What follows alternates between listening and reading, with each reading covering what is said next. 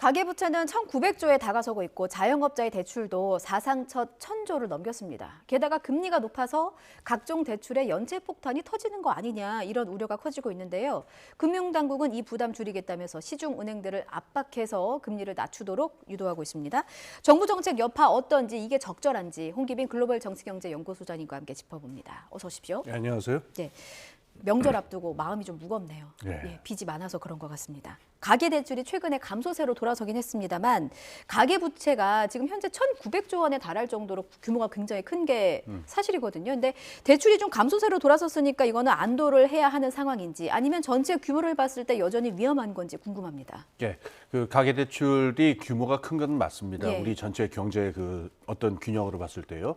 하지만 우리가 그 전체 규모보다 더 좀 그 주목을 해서 봐야 되는 거는 상환 능력이에요. 상환 능력이 유지가 되는 한 사실 절대적인 크기는 뭐 크게 그 걱정할 바는 아닌데요. 예. 이번에 우리가 좀 걱정이 되는 거는 이 가계대출이 늘어나는 속도가 또 중요합니다. 이게 갑자기 이렇게 많이 늘어난다 그러면 이건 위험 신호가 되고 왜냐하면 상환 능력하고 모순될 수가 있으니까요. 그렇죠. 근데 지금 요번에 나온 발표를 보면은 상환 그 대출 규모의 증가 속도가 너무 빠르다라고 하는 것. 근데 뭐 다행히도 지금 그 다행인지 불행인지 지금 그 감소 수세로 그 조금 돌아섰습니다만은 예. 이 속도 부분이 문제가 있고요. 그 다음에 오늘하고 어제 나온 그 발표를 보면은 가계대출하고 특히 신용대출 부분에서 연체율이 지금 그 올라가고 있습니다. 지난 한 4년 동안 그 연체율 그 추세는 계속 내려가는 감소하는 추세였는데 예. 최근 들어서 한두 달 사이에 이게 그 증가하는 추세로 돌아섰어요. 그러니까 이게 금방 멈출 것 같지는 않고 당분간 이 연체율이 늘어나는 추세가 계속될 거기 때문에 대출의 증가 속도하고 연체율 이 두 가지를 좀 보셔야 될 것 같아요. 근데 지금 감소세로 어쨌든 전체 규모가 줄어들었다는 부분은 예. 조금 안도할 부분이 아닌가 합니다. 감소세가 줄었다는 거는 일단 뭐 여윳돈이 좀 생기고 여력이 됐는 대로 좀 빚을 갚고 있다 이렇게 좀 봐도 되는 거죠? 그렇기도 하고 이게 신규 대출이 줄어든 거겠죠. 그러니까 지금 같은 경우에 그 부동산에 투자를 한다든가 하는 게 그 기대 수익률하고 이자율을 비교하면 그렇게 좋은 장사가 아니다 이렇게 판단하시는 분들이 많은 것 같아요. 그러면 가계부채 규모가 일단 커진 거는 이른바 내 집 마련 열풍이 불었던 영혼까지 끌어서 내 집 마련하겠다 이 여파도 좀 있다고 봐야 됩니까? 최근에 급격하게 늘어난 부분에 분명히 그 이른바 영끌이라고 하는 게 기여한 부분이 있을 텐데요. 예. 우리나라 가계대출의 규모는 그렇게만 말할 수 없고 10년, 20년 동안 누적된 결과겠죠. 특히 이거는 지난 한 10년, 20년 동안 전 세계 금리가 낮은 상황에서 그래서 우리나라뿐만 아닙니다. 스웨덴도 가계대출이 굉장히 많아졌기 때문에 문제인데요. 예. 특히 우리나라의 경우에는 장기적인 어떤 부의 저축 수단이라고 하는 게 부동산 말고 딱이 마땅치가 않은 그런 어떤 국가적 특성을 가지고 있습니다. 이런 구조적인 특성이 오랫동안 누적된 결과가 이제 가계대출 증가이겠죠. 그렇군요. 우려되는 점이 앞서 신용대출의 연체율이 높아지고 있다 이런 점을 좀 짚어주셨는데 보니까 이자는 높은데 카드사들은 좀 한도도 줄이고 뭐 할부도 없애고 이렇게 하다 보면 사실 돈을 갚을 수 있는 여력은 조금 더 타이트해진다고 해야 될까요? 이런 네, 부분이 좀 문제가 되지 않을까 싶기도 한데요. 예, 지금 카드사 부분에서 여러 가지 좀 논란이 있는데요. 예. 이 카드사의 특징이 있습니다. 이 카드사는 예금을 받지는 않잖아요. 그래서 카드사가 대출을 해주는 자금은 다 채권 시장에서 채권을 발행해서 꼬아오는 돈입니다. 예. 쉽게 얘기하면 채권 시장에서 가져오는 도매상이라고 할까요? 근데 지금 채권 시장 금리가 높아졌잖아요. 예. 이것 때문에 지금 카드사가 대출을 안 하다가 최근에 이 금리가 좀 낮아졌습니다. 이 여전체라고 하는데 예. 카드세가 발행하는 그 등급 높은 그 3년짜리 채권들이 한 6% 정도 금리에서 지금 한 4.6 이 정도로 좀 나아졌거든요. 예. 그러니까 이제 그 대출도 좀 많이 하고 좀 금리도 내려야 되는 게 아니냐 이렇게 얘기하는데 예. 여기 좀 어려움이 있습니다. 어떤 어려움이요? 지금 4.6%로 갔다 하더라도 예. 작년 요맘때의 같은 채권 금리가 한 2% 정도였거든요. 작년에 비해서는 여전히 예. 두 배가 넘네요. 그러니까 도매상들 입장에서 보면은 지금 이게 그 원가가 지금 2배로 늘어난 거니까는 예. 이게 어려움이 있고요. 또 하나가 지금 우리나라 금리 상단이 20% 여 이상의 금리는 매길 수가 없기도 있어요. 근데 지금같이 어떤 연체율이 높거나 금리가 높아진 상황에서는 카드사가 리스크 관리를 위해서 그 이상으로 올릴 필요도 있는데 지금 올리질 못하게 되잖아요. 그러니까 카드사의 답답함도 있기 때문에 예. 당분간은 이게 좀 풀리기 힘들 것 같습니다. 알겠습니다. 결국에는 빚을 좀 갚지 못하게 되는 사람이 늘어날 수밖에 없는 상황을 우려해야 되는 상황인 것 같고요. 예. 가계 연체 폭탄 우려가 나오는 거 아니냐 이런 우려가 또 나옵니다. 이러다 보니까 그 2003년도에 카드비 대란 사태를 예. 다시 떠올리는 분들도 있어요. 이때와 좀 맞먹는다 혹은 넘어설 수도 있다라는 전망도 나오는데 어떻게 보세요? 저는 뭐 아직까지 그렇게까지 말하기는 좀 어려울 것 같고요. 예, 예. 그 당시 옛날 카드 대란 사태는 아직 시스템이라든가 이게 좀 불비한 부분들이 있고 좀 우발적으로 터진 부분이 있는데 예. 이번 부분은 좀 충분히 예고된 어떤 상황, 작년부터 쭉 예고된 상황이니까 예. 아직은 그렇게까지 이렇게 숨을 이렇게 멈추고서 바라볼 그런 상황은 아닌 것 같아요. 다행이네요. 그나마 좀 다행이라는 생각이 들고. 제 얘기가 맞는다는 말씀입니다. 예. 금융당국은 일단 압박했습니다. 너무 다들 어려워하고 힘들어하니까 좀 시중은행들을 압박했어요. 그러다 보니까 시중은행들은 뭐 연체 이자율도 좀 낮추고 주택담보대출금리도 좀 인하하기 시작한 분위기예요. 그렇습니다. 숨통이 좀 트일까요? 이거 뭐 적지 않은 도움이 되지 않을까 하는 생각이 드는데요. 지금 주택담보대출 금리가 한 1% 정도 내린 것 같아요. 예. 1% 안팎으로.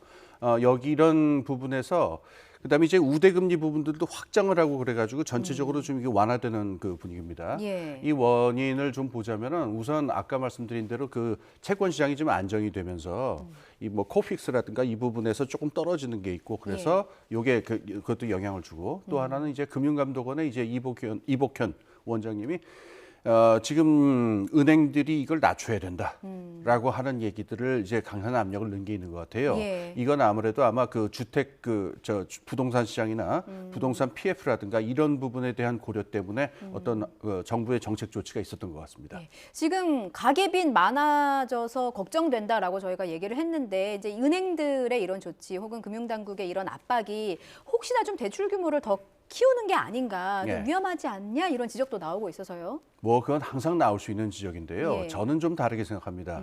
지금 올해의 국면이라고 하는 게 작년에 미국발의 그 금리 상승이 있었잖아요. 예. 이거 이제 영어 표현으로 이제 목이 부러질 정도의 속도다 이렇게 얘기를 하는데 너무 가팔라서. 예.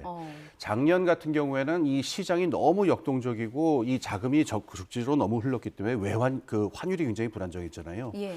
이때는 다른 도리가 뭐 있기 힘듭니다. 우리도 계속 따라가는 수밖에 없는데 올해 같은 경우에는 금리 상승 속도도 좀 내려갈 그 상승 속도 자체가 좀 줄어들 수 있으니까 숨고르기를 하면서 좀 장기전에 대비를 하면서 체력을 좀 강화해야 될 필요가 저는 있다고 생각을 해요. 그래서 지금 특히 이 가계대출 부분이라든가 뭐 기업대출 부분도 그렇고 예. 조금 이런 지금 취약한 부분이나 힘든 부분에 대해서 정비를 하고 하는 그 조치는 저는 적절하다고 생각합니다. 그렇군요. 자, 이제 다시 기업 얘기로 넘어가서요. 이게 빚을 쭉 봤더니 가계빚만 많은 게 아니라 기업 부채도 상당하더라고요. 예. 2021년이랑 2022년 비교했더니 1년 만에 예. 이자 부담이 32조 원 가량이 증가했대요. 기업의 이자 부담이. 예. 이거 좀 위험한 수준인가요?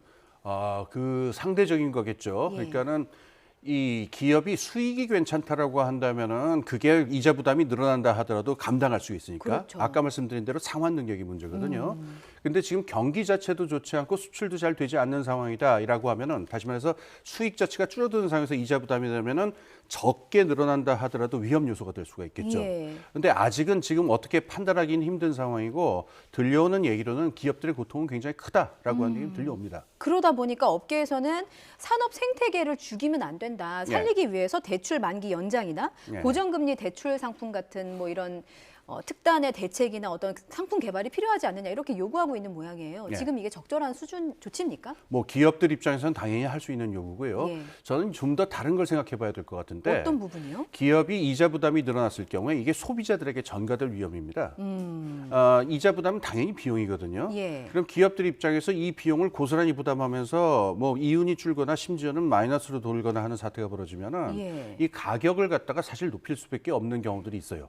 특히 가격 결정력이 큰 좀 힘이 센 기업들 같은 경우는 이렇게 되는데 예. 이러면 부담이 사실은 소비자들한테 돌아온다. 얼마 전에 그 노벨 경제학상 수상자인 그 스티글리츠 교수도 거의 비슷한 그 지적을 했었는데 기업이 계속 높은 이자 부담에 시달리면 이게 물가로 전가될 가능성 배제할 수가 없습니다. 그럼 물가가 오른다는 얘기인데 사실 그럼 소비자 입장에서는 예. 물가가 너무 오르니까 최대한 허리띠를 졸라매게 되잖아요. 예, 예. 이렇게 되면은 뭔가 그 선순환이 이루어지지 않을 것 같은 생각이 그렇죠. 들어서 예, 경기 침체가 더 악화되겠죠. 예, 그래서 카드사나 뭐 캐피탈 회사 이런 데서는 기업 대출의 문턱을 좀 높이고 있다고 해요. 돈을 예. 안 빌려주는 거잖아요. 근데 예. 이게 금리가 높은 시대에는 뭐 당연한 조치일 수 있겠습니다만 예. 지금 당장으로는 이제 자금이 흐르지 않으면 그러니까 혈관이 막히면 정말 좀 말씀하신 것처럼 체력이 부족하거나 좀 약한 기업들에게는 예. 큰 타격이 되지 않을까 예. 싶기도 한데 어떻게 보세요? 그래서 아까 그 우리가 언급했었던 은행이 그 대출 이 문턱을 좀 낮추려는 노력 있죠. 이게 적절하다고 보이는데 지난 1년 동안 나타난 현상이 자금이 우리나라 그 금융권 전체에 이제 다양한 금융기관들이 있는데 예. 하도 불확실하고 위험하다 보니까 은행 쪽으로 쫙 몰렸어요. 그러다 보니까 이제 제2금융권이라든가 좀 카드사처럼 좀 주변에 있는 경우에는 자금이 부족할 수 있잖아요. 예. 이런 경우에는 은행이 좀 더 적극적으로 과감하게 예. 지금 예금도 한 100조 넘게 굉장히 많이 들어왔거든요.